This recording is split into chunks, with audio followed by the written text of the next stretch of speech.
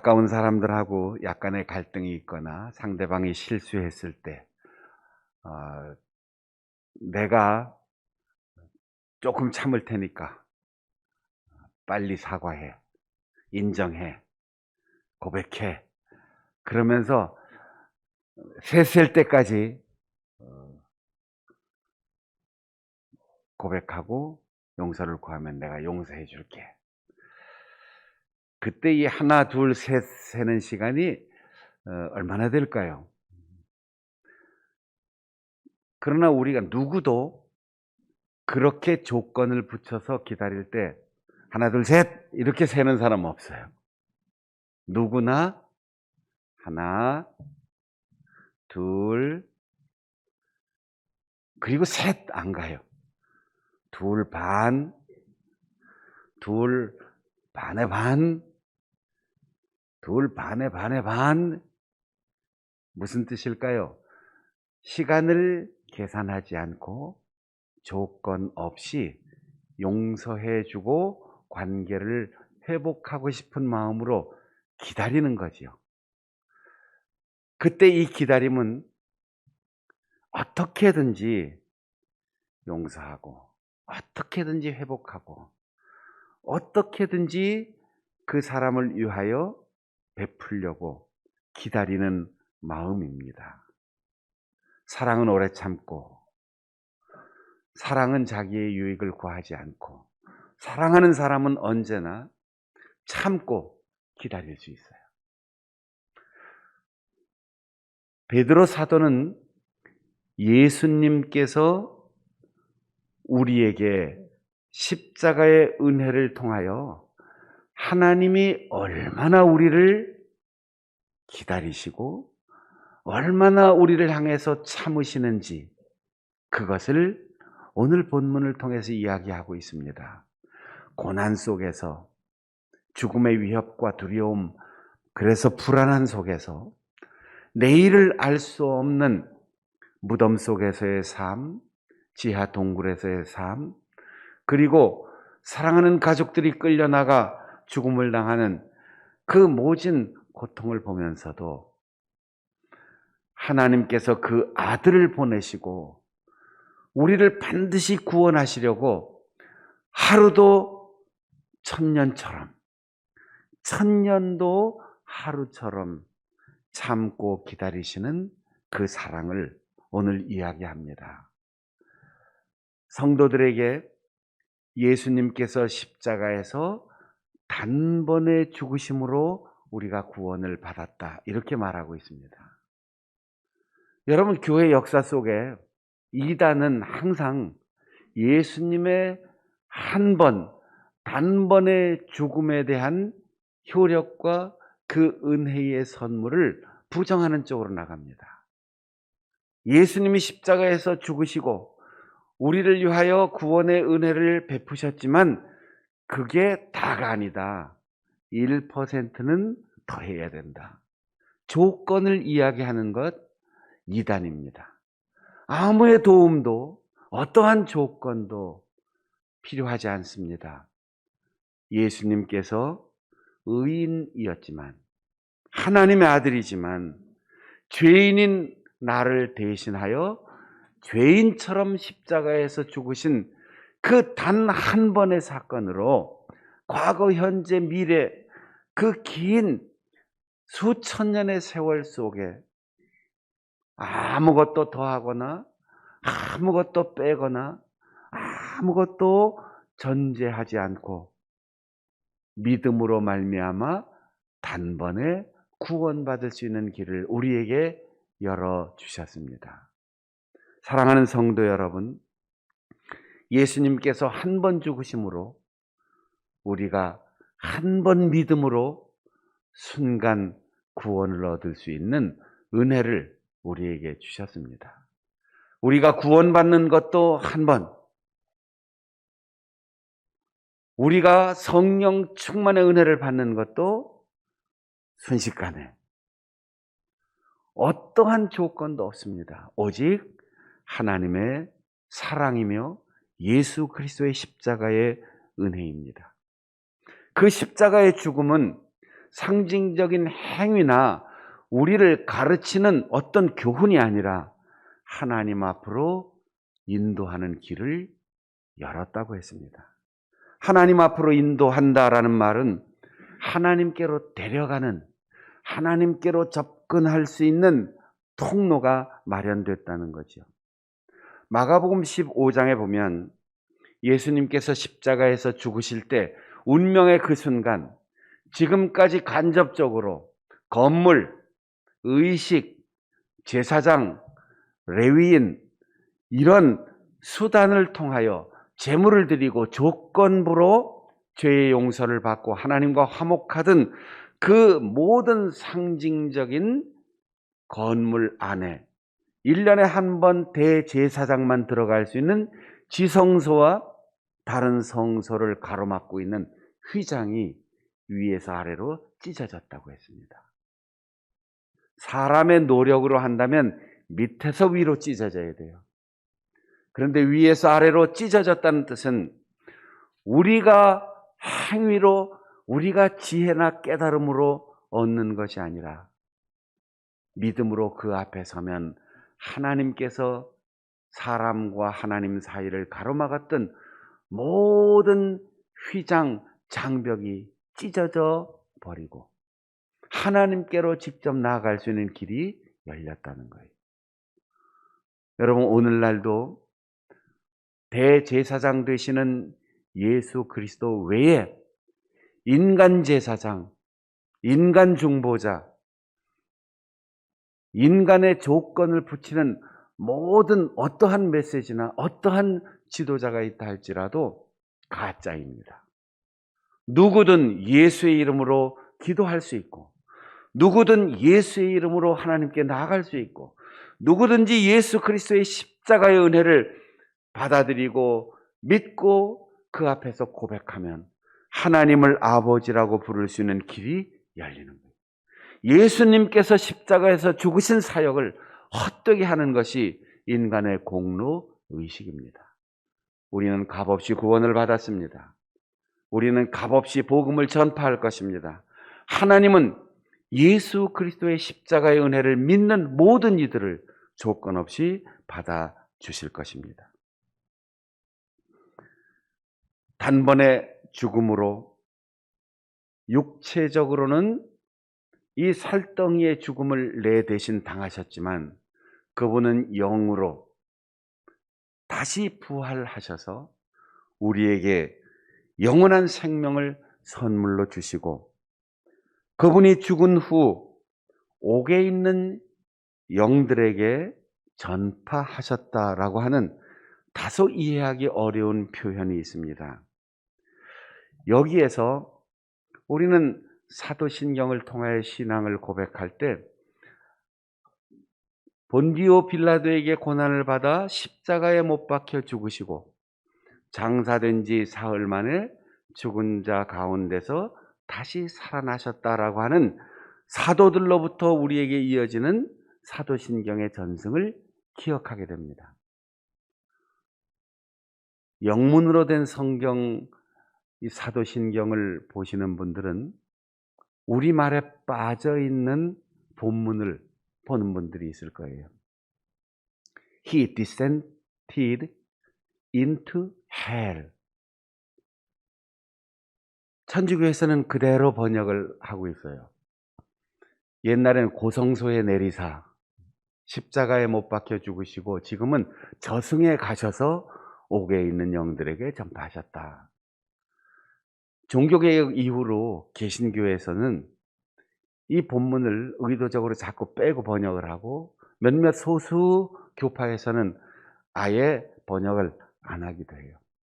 왜냐하면 교리적으로 여러 가지 문제가 생겨서 어려우니까 이게 성경 본문이 아니고 전승되어 오는 신앙 고백이기 때문에 우리의 신앙과 맞지 않는 부분은 뺀다. 그래서 이 헬이라고 하는 부분을 뺐어요.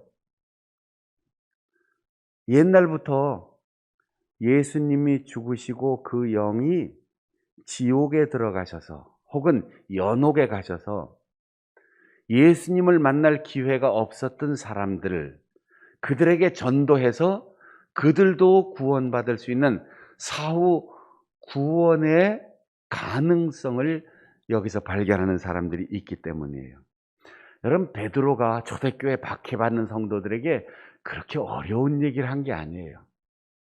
아주 쉬운 건데 자꾸 복잡하게 이해하는 사람들이 있고 번역하는 사람들이 있어서 곤란해서 자꾸 사람들이 피해 가려고 합니다. 예수님께서 땅 밑이나 저 별 사이에 어떤 새로운 세상을 천국이라고 가르치지 않았습니다. 주님은 오셔서 우리가 살아가는 삶의 현장에 고기 잡는 일, 농사를 짓고 곡식을 추수하는 일, 그 속에 천국이 있다고 말씀하셨습니다. 심지어 병든 이를 고쳐주시고 귀신을 쫓아내시고는 그들에게 말씀하시기를, 내가 하나님의 성령을 힘입어 귀신을 쫓아내면 지금 여기 하나님의 나라가 임하였다. 바울 사도도 천국은 여기 있다 저기 있다가 아니라 너희 안에 성령이 거하시는 성전인 줄을 알라, 이렇게 가르쳤어요. 여러분, 천국과 지옥은 죽은 후에 가는 세상이 아니고 예수 믿는 그 순간 우리가 지옥과 같은 인생에서 천국의 인생으로 바뀌는 거예요. 이게 천국의 시작입니다. 주님 다시 오시는 날 들어갈 새하늘과 새 땅은 천국의 완성입니다. 우리는 그 시작, 천국의 문으로 들어왔고 완성될 새하늘과 새 땅에 하나님 나라를 향하여 가는 과정에 있어요. 여기서 천국을 살지 못하면 어떻게 영원한 천국에 들어갈 수 있겠습니까? 예수 믿고 십자가의 은혜로 거듭난 사람이 지옥과 같은 인생을 산다면 어떻게 영원한 새하늘과 새 땅의 즐거운 행복을 영원히 누릴 수 있겠습니까? 내 안에 지옥이 있어요. 내 안에 천국이 있어요. 예수님의 십자가를 알지 못하던 과거의 내 속에 지옥이 존재했습니다. 예수님의 십자가를 알지 못하고 예배당 안에 들어와 있어도 지옥일 수 있어요. 가정이 지옥일 수가 있어요. 교회가, 이 세상의 제도가, 우리가 살아가는 매일의 삶이 지옥일 수 있어요. 교리적인 연옥이나 지옥을 얘기하는 것이 아니고 갇혀있는 상태, 죄로 인하여 붙잡혀 있고 죄 때문에 마귀의 종로로 사는 우리의 인생이 옥입니다. 감옥이에요. 예수님이 십자가에서 죽으신 것은 바로 그 감옥과 같은, 지옥과 같은 인생을 살아가는 이들에게 십자가의 구원, 성령의 능력, 하나님의 살아계신 증거로 이 땅에서 천국 생활을 시작할 수 있도록 은혜를 주신다는 거예요. 마치 노아의 시대에 수많은 사람들이 살고 있었지만 100년을 헤아릴 수 있는 긴 세월 동안 노아와 그 가족들이 나무를 찢고 대패질을 하고 망치질을 하고 방주를 지으면서 수없이 하나님께서 이 죄악된 세상을 홍수로 멸하신다 선포했지만 결국은 노아의 가족 8사람만 구원을 받았습니다. 여러분, 노아의 가족은 홍수에서 구원을 받은 게 아니에요. 홍수 때문에 지옥과 같은 세상에서 구원을 받은 겁니다. 오늘 본문에 보면 물로 말미암아 구원을 받았다고 해요. 물에서 구원을 받은 게 아니고 홍수와 같은 그 흙탕물 때문에 방주가 떴던 거예요. 그래서 방주 안에 들어가 있던 노아의 가족들은 구원을 받았습니다. 사랑하는 여러분, 우리는 홍수와 같이 우리를 두렵게 하는, 우리를 불안하게 하는 세상의 바다와 같은 이런 장벽 속에서, 고난 속에서 살고 있습니다. 바이러스를 빨리 퇴치시켜 주시고 전쟁도 멈추게 해 주시고 자연재해에서도 우리를 건져 주시옵소서. 이건 예수님의 십자가의 은혜를 아는 사람의 기도가 아니에요. 바이러스가 와도, 전쟁이 와도, 자연재해 폭풍이 불고 홍수가 나도 그것 때문에 방주를 짓고 하나님을 바라보는 우리는 홍수 위를 둥둥 뜨는 방주처럼 우리의 믿음으로 예수 그리스도의 은혜로 구원을 받는다는 겁니다. 홍수가 나지 않았으면 노아의 가족들은 구원받을 수 없어요. 죄악이 관영한 세상에서 지옥과 같은 사람들과 마귀와 같은 사람들과 살아야 했습니다. 복종하지 않던 자들, 그 갇혀있는 영혼들, 그들을 하나님께서 예수 그리스도의 십자가로 구원해 주셨다는 겁니다. 하나님의 나라가 여러분 속에, 여러분의 가정에, 우리 교회에, 그리고 이 땅에 복음이 전파되는 곳마다 시작되고 성령의 역사가 있는 곳마다 이어지는 놀라운 은혜를 여러분들이 받을 수 있기를 바랍니다.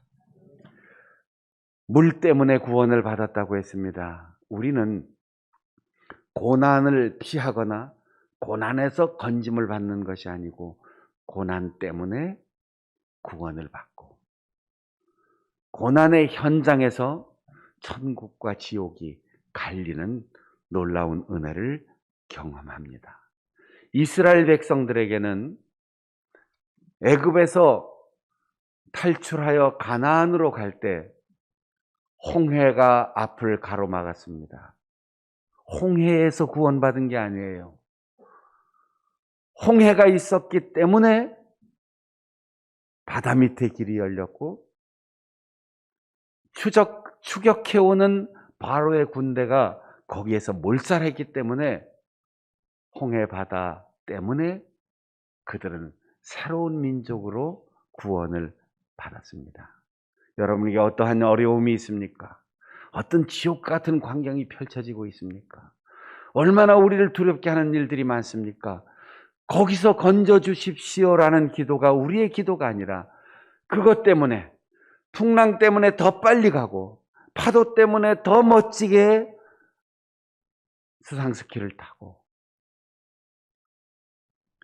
바로의 군대가 홍해에서 몰살하는 것처럼 모든 고난과 재난을 통하여 지옥과 같은 죽음을 경험하는 사람들 속에 방주처럼 편안하고 방주 안에 있는 사람들처럼 안전하게 하나님께서 보호해 주시는 그 은혜, 물 때문에 구원을 받는다. 그럴 때 우리가 세례를 받는 것이 세례를 받는 느낌과 개념이 달라져요. 우리는 흔히 세례를 받을 때 이 물로 내 죄를 씻겨 주옵소서 이렇게 기도할 수 있습니다. 그런데 세례의 본질은 그게 아닙니다. 오늘 본문을 보세요. 물은 세례인데 세례는 더러운 때를 벗기는 것이 아니라 선한 양심으로 하나님께 간구하는 거다. 간구는 열정적으로 추구하는 것을 의미해요. 세례를 받을 때 물속에 들어가서 죽는 것처럼 세상에서 죽고 그 물속에서 우리가 다시 올라올 때 선한 양심으로 하나님을 향하여 방향 전환을 하고 하나님을 찾는 인생으로 바뀐다는 거예요. 주의 귀한 성도 여러분, 사순절이 시작되었습니다. 말씀을 읽고 또 세례를 준비하고 말씀을 필사하고 말씀을 듣고 금식하고 밤을 새워 기도하고 경건한 삶을 훈련하는 그 모든 것을 통하여 여러분들이 잘못된 세속화의 길에서 참된 신앙의 길로 방향을 전환할 수 있기를 바랍니다. 우리의 인생의 목표가 세상에 있지 않고 하나님께 있다는 사실을 깨닫고 간절한 희망으로 우리의 변화된 삶이 우리가 구원받은 것을 보증하는 표시가 될 수 있기를 바랍니다. 원래 중세기 교회에서 사순절은 세례를 받을 예비자들의 교육기간입니다. 그리고 구원받은 성도들의 훈련기간입니다. 방향을 새롭게 하고 잊었던 은혜를 다시 기억하고 정말 믿는 자가 어떻게 살아야 하는지 우리의 삶을 통하여 십자가가 드러날 수 있는 표가 된다는 거지. 아시시의 성자 프란시스는 부유했던 가정을 다 버리고 나와서 맨발로 거지처럼 살면서 간절히 기도했어요. 하나님, 내가 예수 그리스도의 길을 따르겠습니다. 나에게도 예수님의 고통을 느낄 수 있도록 은혜를 베풀어 주시옵소서. 이렇게 기도했습니다. 우리는 고통을 면해달라고 기도하고 우리는 편안하게 해달라고 기도했는데 프란시스는 고통을 달라고 기도했습니다. 그런데 드디어 하나님께서 그에게 은혜를 주시기를 예수님과 똑같은 상처가 그에게 생겼어요. 손과 발에 뚫린 구멍, 못자국이 생겼고 옆구리에 창자국이 생겼어요. 이걸 교회 전승에서는 오상, 성흔 이렇게 표현하는데 하나님께서 은혜를 주실 때 예수님을 닮은 상처를 주셨다는 거예요. 우리는 상처받기를 두려워합니다. 우리는 상처 때문에 괴로워합니다. 우리는 사람들에게 배신당하고 억울한 소리를 들을 때마다 아니라고 해명하고 싶어 합니다. 여러분, 억울한 일이 있을 때, 가슴 아픈 일이 있을 때, 빗으로 꽂는 것처럼, 창으로 찌르는 것처럼 가슴 아픈 소리를 듣고 마음에 영혼의 상처가 깊어질 때, 그때 감사하십시오. 예수님이 나를 사랑하십니다. 내가 예수님의 길을 바르게 따르고 있습니다. 내가 예수님을 닮아가고 있습니다.